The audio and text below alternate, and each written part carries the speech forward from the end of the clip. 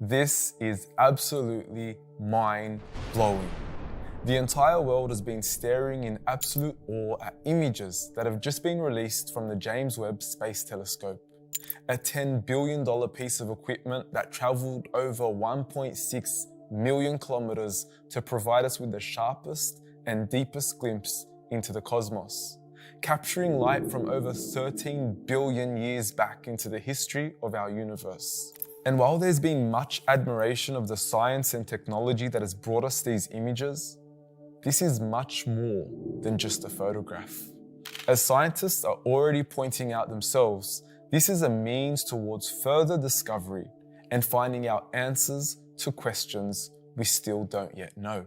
We see examples of structures that, honestly, we don't even know what they are. Like, what's going on here? And of all the questions that need to be answered, the most important question that needs to be addressed is, from where did all this come from?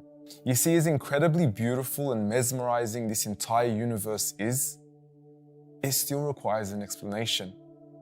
The universe is adorned with galaxies and stars that are continuously expanding, changing, being born, dying, coming into and out of existence. In other words, the entire universe is filled with dependent and contingent beings that all require an explanation.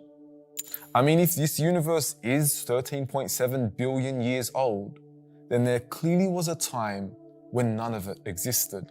So where did it all originally come from? And who or what is sustaining all these dependent things in the universe?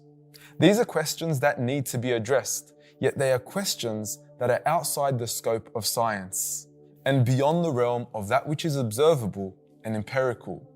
And this is nothing against science, for there are many things that science can't explain. I mean, science can't explain consciousness. It can't explain from where the first cell come from.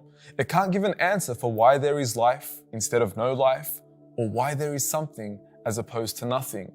Yet the universe still requires an explanation, and that explanation can only be from an independent source. Something that doesn't change, something that doesn't die, something that doesn't come into and out of existence, something that all dependent things rely upon, something that doesn't require any further explanation because it is and always was an independent and eternal force, an everlasting creator.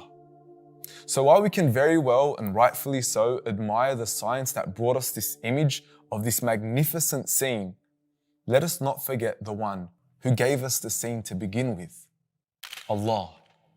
He is the one.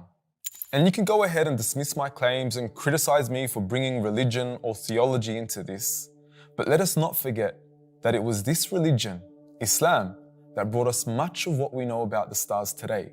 2/3 of the stars in the sky with names have Arab names, a homage to the golden age of Islam. The father of modern optics, Ibn al-Haytham, who made way for the invention of the technology used in modern astronomy, was a Muslim.